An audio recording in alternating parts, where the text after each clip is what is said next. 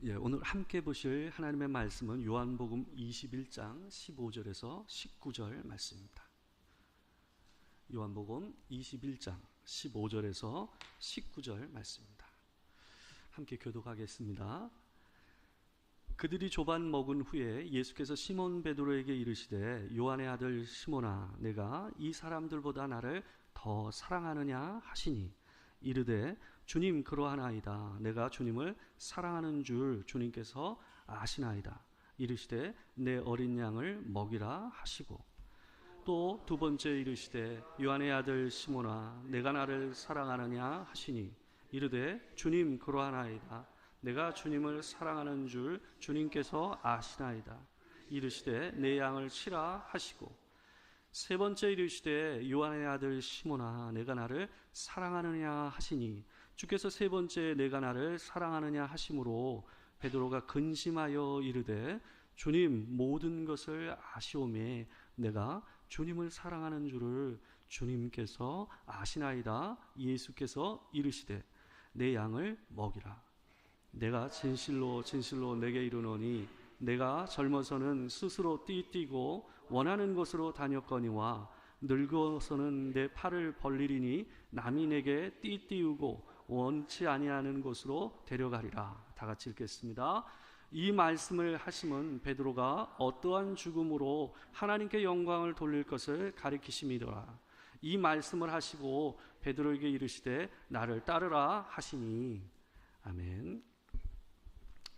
오늘은 요한복음 21장 15절에서 19절 말씀을 가지고 내가 나를 사랑하느냐라는 제목으로 하나님의 말씀 전하도록 하겠습니다. 성경은 많은 신앙의 위인들의 이야기를 담고 있습니다.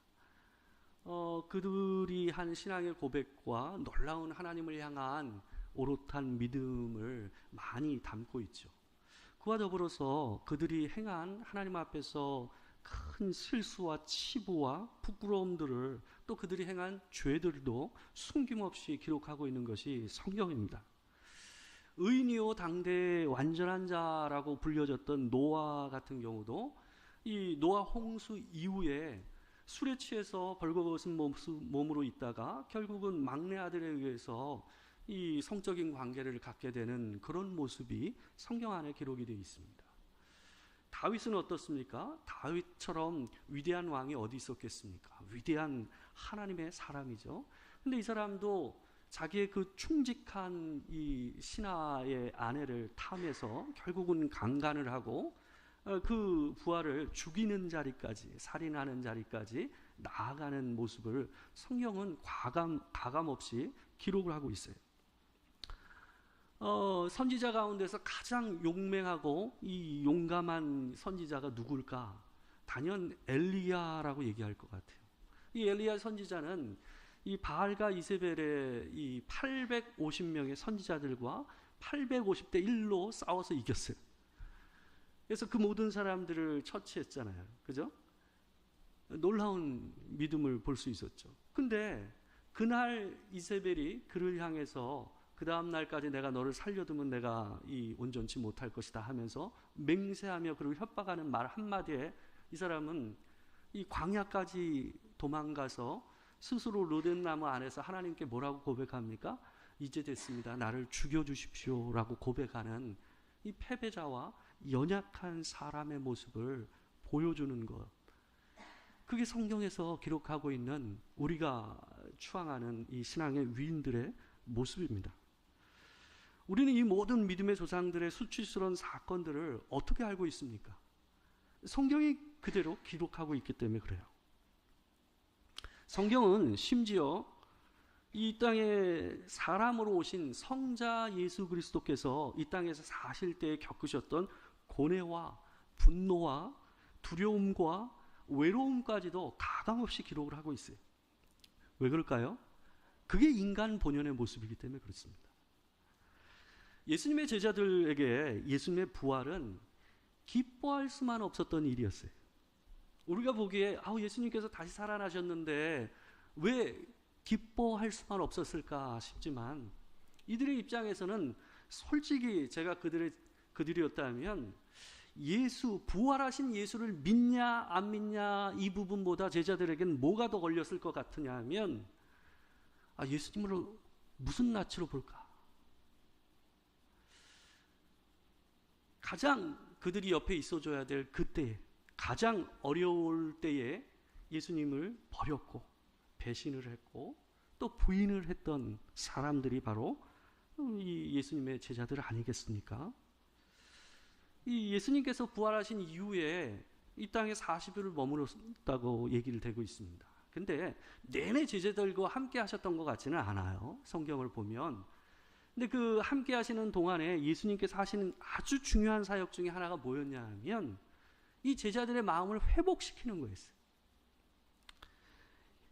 다시는 이제는 예수님을 따를 수 없을 것 같은 마음, 자기 스스로 자기를 용서할 수 없는 마음 가운데 이 잡혀 있었던 제자들을 어떻게 해서든 다시금 예수님을 따르고 그분의 길을, 그분의 주시는 그 사명을 다시 할 수 있는 사람으로 만들어내는 것이 예수께서 부활하신 이후에 하신 사역 중에서 가장 중요한 사역이었어요. 오늘 예수께서 베드로에게 그의 마음을 회복시키시기 위해서 한 가지 질문을 던지세요. 내가 나를 사랑하느냐? 이 질문을 예수께서 베드로에게 던지고 계십니다. 우리는 오늘 이 질문을 통해서 우리 자신을 생각해 보고자 합니다. 오늘 본문은 부활하신 후에 제자들에게 예수님께서 세 번째 나타나셨을 때 이야기를 기록하고 있어요. 오늘 본문 21장 1절에서부터 우리가 읽었던 15절에서 29절 그 이하까지가 하나로 연결되어 있는 본문입니다. 한 문맥이라는 거죠. 그 베드로가 21장 3절을 보게 되면 혼자 있었던 것이 아니라 예수님의 제자들 6명과 함께 있었어요. 그러니까 총 베드로 합쳐서 7명의 제자들이 이 자리에 있었던 겁니다. 근데 함께 있던 제자들에게 베드로가 이런 얘기를 하면서 일어섭니다. 3절을 제가 한번 읽어드릴게요. 시몬 베드로가 나는 물고기 잡으러 가노라 하고 하니 그들이 우리도 함께 가겠다 하고 나가서 배에 올랐으나 그날 밤에 아무것도 잡지 못하였더니 베드로는 갈릴리 바다로 다시 가서 자기가 물고기 잡는 일을 다시 하겠다라고 이 옆에 있었던 6명의 제자들에게 얘기를 하고 일어섭니다. 그때 함께 있었던 이 6명의 제자들도 기다렸다는 듯이 그러면 우리도 함께 가겠다라고 하면서 함께 일어서서 또 물고기를 잡으러 가는 장면이 우리가 방금 읽었던 21장 3절에 기록되어 있어요. 이 말의 의미는 굉장히 의미심장합니다. 왜 그러냐 하면 이들이 처음 예수 그리스도를 만나서 부르심을 받은 때가 어느 상황이었습니까? 그들의 생업을 따라서 물고기를 잡고 있을 때에 예수님께서 그들을 향해서 뭐라 그랬습니까? 나를 따르라. 내가 이제 너희를 물고기를 낚는 어부가 아니라 사람을 낚는 어부가 되게 하리라 하시면서 그들을 부르셨잖아요. 근데 지금 예수 그리스도께서 죽으셨다 다시 살아나신 이 부활을 경험한 제자들이 세 번째 예수 그리스도께서 그들에게 나타나신 이 시점에서 뭐라 그러는 거예요? 아직 나타나지 않으셨지만 그때 그들이 뭐라 그러는 거예요? 우리가 물고기를 잡으러 가겠다라고 얘기하는 거예요. 이 말은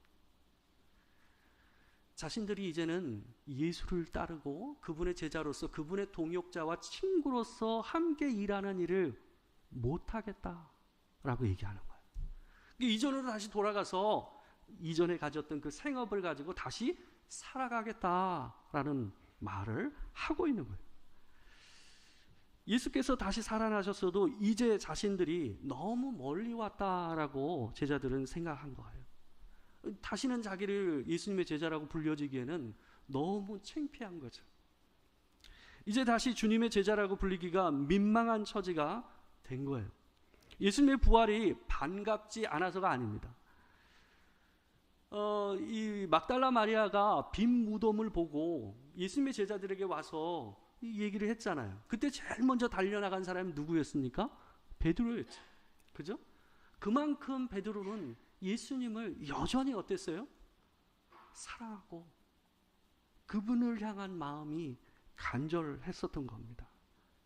그럼에도 불구하고 부활하신 예수를 만난 이후에 예수님께서 그들을 추궁하거나 단 한마디도 너희들 왜 그랬어? 라는 말씀을 하는 장면이 성경 안에 전혀 없거든요. 그럼에도 불구하고 그들은 어땠어요? 그들 스스로가 자기를 용서할 수가 없었던 것 같아요. 그래서 다시 물고기를 잡으러 가겠다라고 하는 거죠. 예수님은 그런 제자들에게 오셔서 왜 다시 고기를 잡으러 가느냐, 지금 그럴 때냐라고 추궁하는 말 한마디를 안 하시고 단지 밤새 아무것도 잡지 못했던 제자들에게 저쪽에다 그물 던져봐 하니 그물에 가득하도록 고기를 건짐으로써 그들을 위로하시는 장면이 나와요. 그리고 나서 밤새 이 고기 잡느라 애쓰느라고 춥고 배고팠던 이 제자들을 위해서 먼저 불을 피우시고 거기서 생선을 굽고 떡을 구워서 그들에게 줄 것을 준비하시는 모습을 이 앞에 있는 본문 가운데 볼 수가 있습니다. 제가 이 장면 떠오르면서 제가 고등학교 때 시절이 좀 기억이 났어요. 이 부끄러운 얘기인데 제가 고등학교 2학년 때 처음 술을 마셔봤어요. 그 고등학교 때 선배들이죠. 선배들을 따라서 저 화양리에 있는 주점이었어요. 그 주점을 갔다가 처음으로 한번 가봤어요. 근데 뭐 한 번도 술을 마신 적이 없으니 뭐 형들이 마시라고 주는데 어때요? 마셨어요. 맛있더라고요. 지금은 안 마셔요.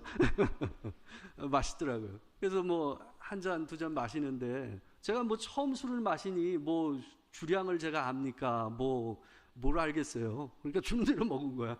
주는 대로 먹었어요. 그랬더니 어땠겠어요? 알딸딸 하더라고요. 취하는 걸 제가 몰랐으니까. 근데 나중에 일어나서 걸어보니까 어때요? 취한다라는 게 이런 거구나 하는 걸 제가 알겠더라고요. 바닥에 움직이더라고요. 근데 그때 딱 현타가 왔어요. 겁이 나는 거예요. 이 상태로 집으로 들어가면 아버지가 뭐라고 그랬을까 하는 생각이 드는 거예요. 그래서 집을 안 갔어요. 이 어린 마음이 이래요. 집을 안 가고 그날 친구 집에서 잤어요.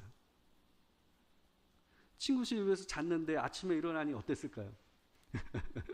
두려움이 더 커지죠. 이게 또 들어가면 난리 나겠구나 하는 생각이 들었어요. 그럼 뭐 어떻게 들어가야지. 뭐 비 오는 날 먼지 나도록 맡을 생각하고 들어갔어요.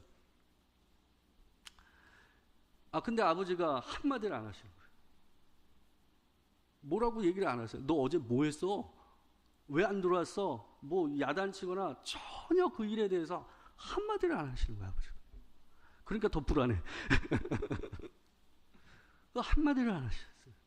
지금도 지금 한 30몇 년이 지난 이 시점에서도 30년이 지났나요? 20몇 년이 지났나요? 하여튼 이렇게 긴 시간이 지났지만 한 번도 그 일과 관계돼서 아버지하고 얘기해 본 적이 없어요.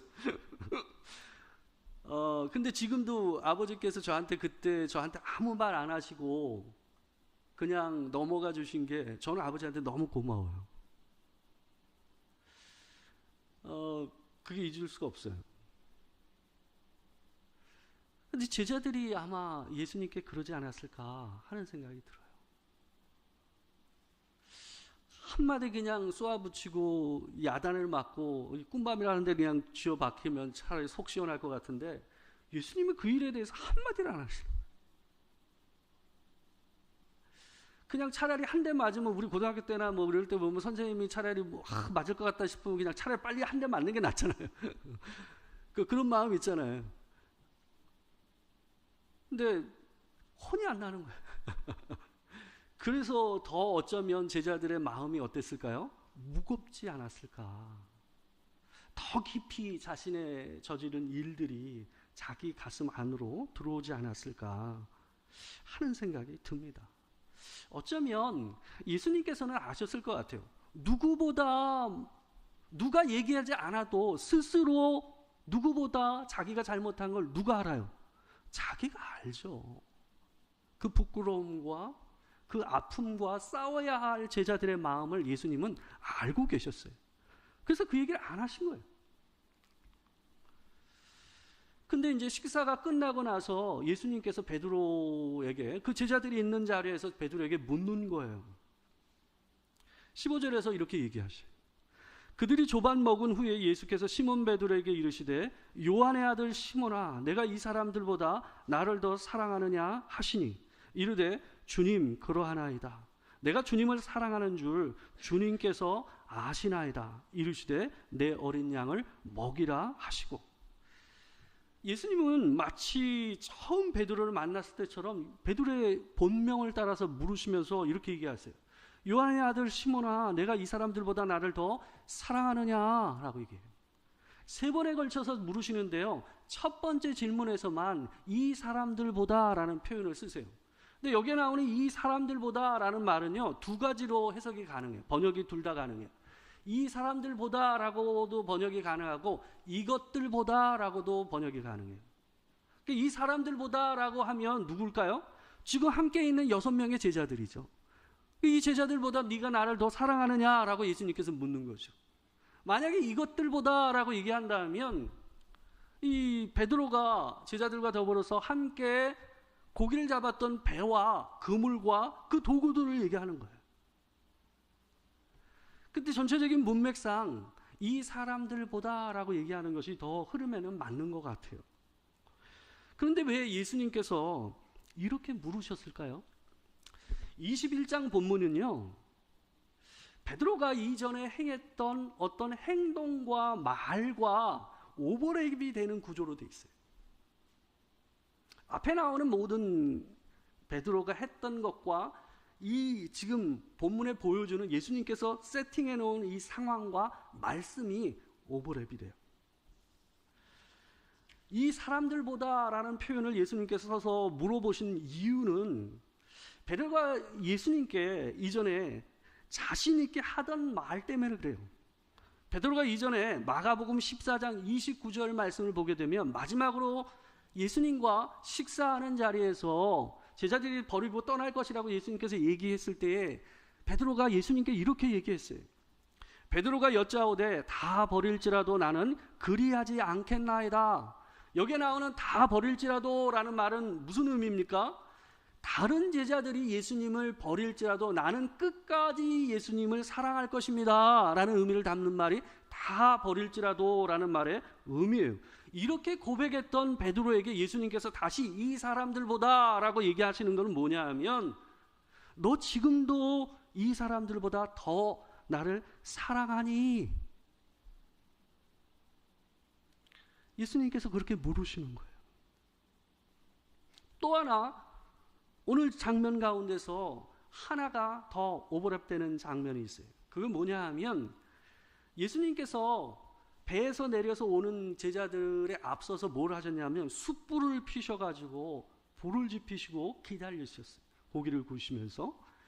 근데 여기에 나오는 이 장면은요, 다른 제자들은 아무 생각 없이 이 자리로 왔을지 모르겠지만 이 숯불 앞에 앉아있는 예수님과 또 함께 이 숯불에 둘러 앉아있는 이 모습은요, 베드로에겐 트라우마처럼 남겨져 있는 어떤 상황과 사진처럼 겹쳐져요. 그게 어느 상황일까요? 예수님께서 붙잡혀 가셔서 대제사장의 뜰에서 재판받으실 때에 베드로가 어땠습니까? 요한복음 18장 18절을 보게 되면 이런 장면이 나와요. 그때가 추운 고로 종과 아랫사람들이 불을 피우고 서서 쬐니 베드로도 함께 서서 쬐더라. 다른 제자들은 아마 아무 생각 없이 와서 불을 쬐었을 거예요. 근데 예수님과 베드로에게 이 장면은 잊을 수 없는 장면이에요. 신약 성경에서요, 여기에 쓰인 이 헬라어 단어가요 2번밖에 안 써요. 오늘 본문 21장 9절을 보게 되면 숯불이라고 번역이 되어 있어요. 그리고 방금 전에 우리가 읽었던 요한복음 18장 18절을 보게 되면 불이라고 되어 있어요. 근데 이 두 단어가요 동일한 단어입니다.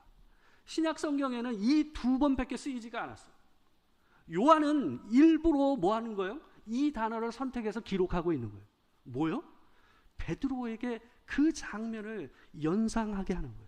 예수께서 일부러 숯불을 피시고 베드로에게 이 상황을 만들어 놓고 그 장면을 연상하게 하면서 그 아픔을 직면하게 하시는 거예요. 예수님은 베드로를 추궁하거나 정죄할 목적으로 이렇게 하신 게 아니에요. 베드로에게 상처와 아픔으로 남아있는 그 장면을 바꿔주시고 싶으셨던 거예요. 그러고 나서 그에게 예수님께서 물으신 거예요. 내가 나를 사랑하느냐?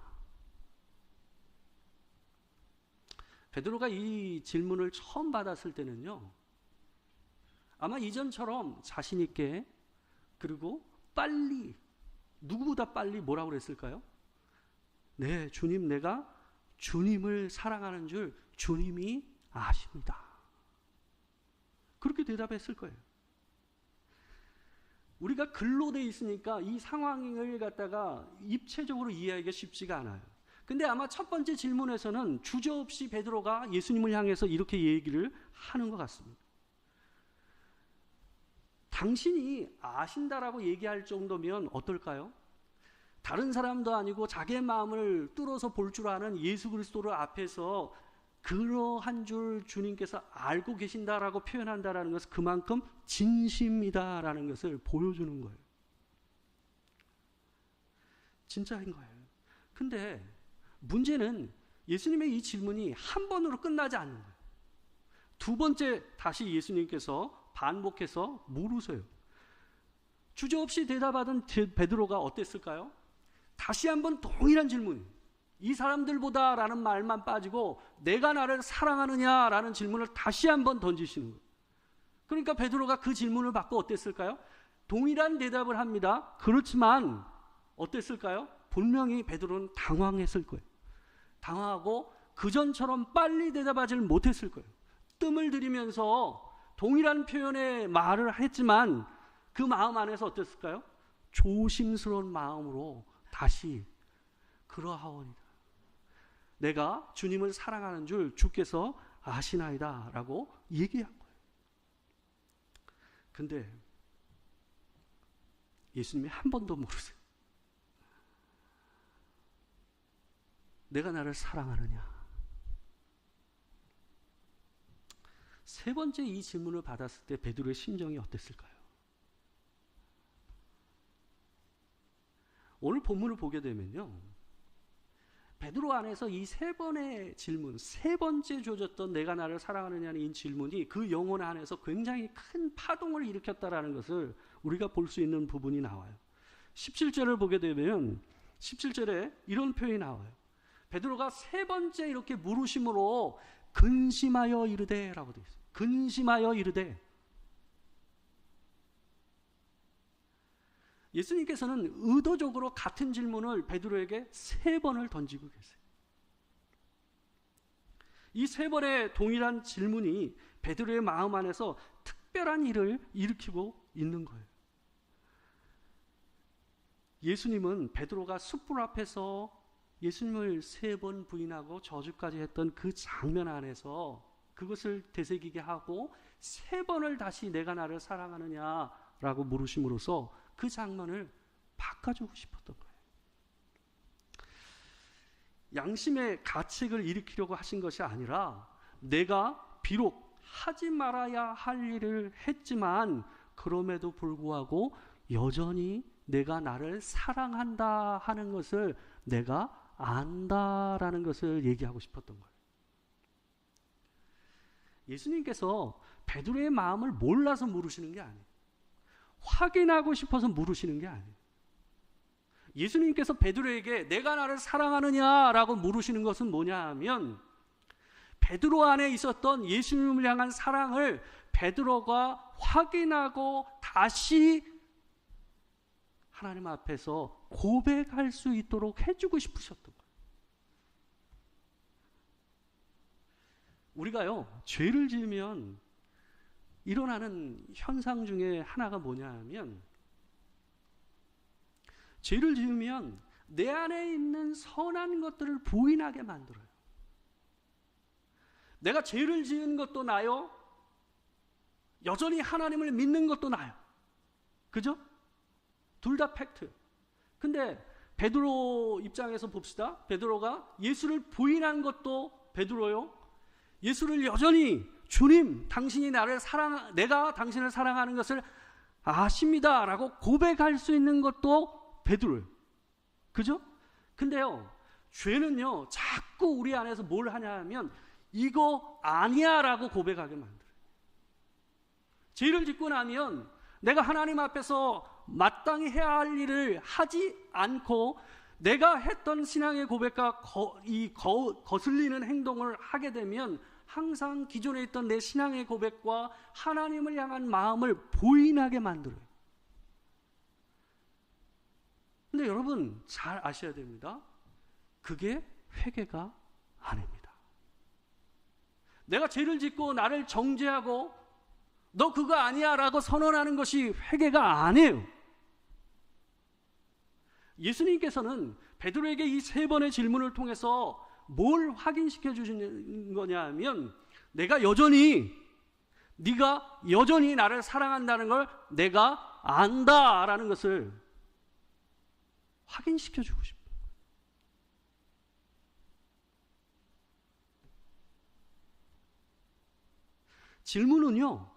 질문을 던진 그 방향을 따라 생각하고 그것을 다시 곱씹게 만드는 역할을 하는 게 질문이에요.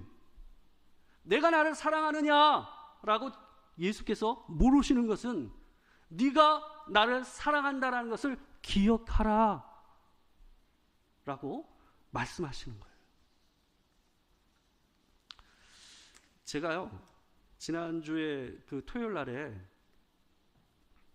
그 여름 성경학교 때문에 토요일 날 우리 그 박교회 집사님 가정이 왔거든요. 근데 박교회 집사님하고 저하고 이제 차를 마시면서 함께 얘기할 시간이 있었어요. 근데 박 집사님이 저한테 무슨 말을 하냐 하면 이런 얘기를 하는 거예요. 자기 또래 친구들이 자기 아이들을 갖다 키우면서 1년에 뭐 한 명당 몇 천을 쓴다느니 뭐 한다더니 뭐 이런저런 얘기를 한다는 거예요. 그 한편으로는 그게 이해가 안 되면서도 또 한편으로는 자기 안에서는 내가 아이들한테 그렇게 해주지 못하는 것으로 인해서 자기 마음 안에 어때요? 뭔가 미안함들이 있다라는 것을 저한테 얘기를 하더라고요. 내가 그런 것들을 다른 가정처럼 뭐 학원을 막 보내면서 그런 걸 못하면서 또 그렇다고 내가 아이들 앞에서 크게 바람직한 아빠로서 행동하지 못하는 것들에 대해서 굉장히 힘들다라는 말을 저한테 하더라고요. 그 같이 위로하면서 얘기를 했죠. 근데 제가 들으면서 딱 제가 박기회 집사 나이 때 했던 생각들이, 제가 제 아들 키우면서 스스로 저를 바라보면서 박기회 집사처럼 저도 고민을 했고 또 그 마음을 가지고 아이한테 미안한 감정도 생기고 나의 미숙함과 연약한 부모됨에 대해서 자책했던 때들이 저도 있었거든요. 그 박기회 집사님이 솔직하게 저한테 얘기해 주는 그 말이 저는 너무 공감이 됐어요. 근데 과연 부모로서 우리가 때론 자녀들 앞에서 미숙하고 하지 말아야 할 말과 행동을 하기도 하지만 그렇다고 우리가 나쁜 부모인가요? 저는 그렇게 생각하지 않습니다. 박 집사님의 말대로 어떤 면에서 미숙하고 부족할지라도 그러나 이 세상에서 박 집사님만큼 우영이 우찬이 지민을 사랑하는 사람이 있을까요? 없잖아요. 누가 그 아이들을 위해서 자기 몸이 망가지는 것을 뒤로 하면서도 일을 하면서 아이들을 위해서 열심히 일하고 열심히 뛸 사람이 어디 있어요? 열심히 일하고도 저녁 늦게 나가서 운전하고 대리운전하고 편의점 가서 일하고 그럴 사람이 누가 있어요? 충분히 훌륭해요. 아이들이 때로는 뭐 다른 가정에 비해서 뭔가가 부족하다고 불평할지 모르지만 어떤 부모보다 어떤 사람보다 아주 나이스한 어른보다 자기 아빠 엄마가 옆에 있는 게 어때요? 최고죠. 궁금한 게 어디 있어요? 그 무르나 마나한 얘기 아닙니까? 사랑하니까.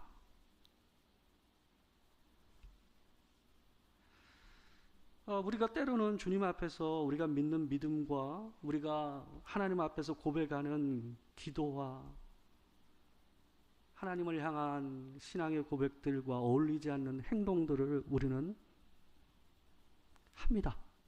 저도 합니다.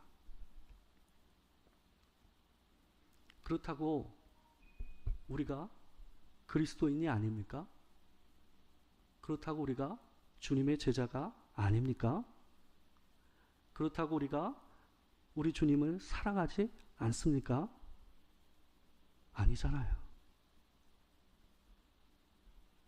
저도 많이 흔들릴 때가 있고 때론 넘어져서 하나님 앞에서 정말 주님 제가 목사입니까? 이럴 때가 있어요. 근데 저만 그런 게 아니더라고요. 아주 유명하고 존경받는 목사님의 설교를 제가 들었더니 그분이 하시는 말씀이 은퇴하시면서 하시는 말씀이었어요. 하시는 말씀이 자기가 목사로서 내내 목회하면서 그 질문 가지고 하나님 앞에 쓰는 주님 제가 목사입니까?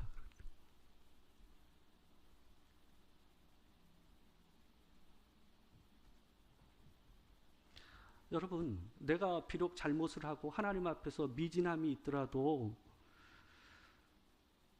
하나님을 향한 내 마음을 부정하는 것, 하나님을 향한 내 사랑을 무시하는 것이 회개가 아닙니다. 주님은 그걸 원하지 않으세요. 그래서 베드로에게 3번 연거푸 뭐라고 부르신 거예요? 내가 나를 사랑하느냐. 그거면 된다. 넘어져도 다시 일어나라는 거예요. 예수께서 내가 나를 사랑하느냐라고 물으신 것은 그걸 몰라서가 아니에요. 그걸 확인하고 싶어서가 아니에요. 예수님께서 내가 나를 사랑하느냐고 베드로에게 물으신 것은 네가 나를 사랑한다는 걸 안다.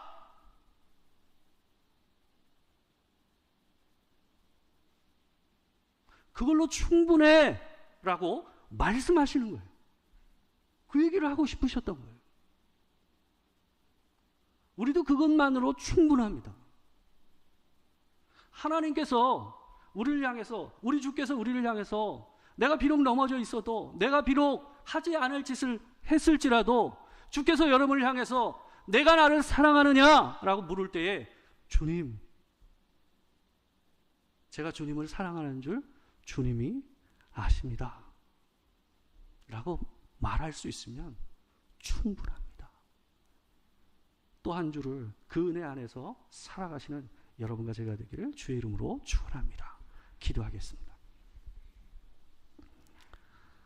사랑하는 주님, 참 자주 넘어지고 내 스스로 봤을 때에 참 걸맞지 않고 여전히 부족하지만 그래도 내게 여전히 내가 나를 사랑하느냐라고 물어봐 주시는 주님 감사합니다.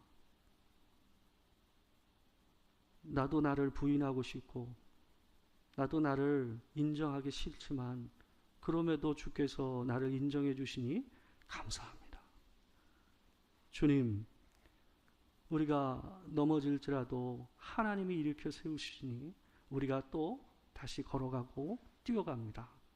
주님, 우리에게 주어진 날들을 하나님 앞에 감사하며 오직 주께서 내게 허락하신 그 은혜를 따라 또 한 주를 살아낼 수 있는 도토리교회 성도들이 될 수 있도록 주님 도와 주시옵소서.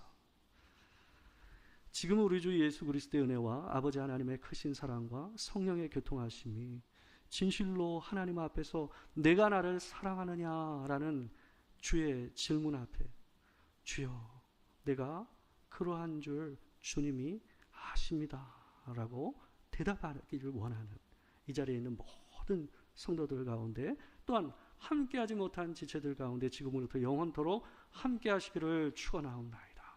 아멘.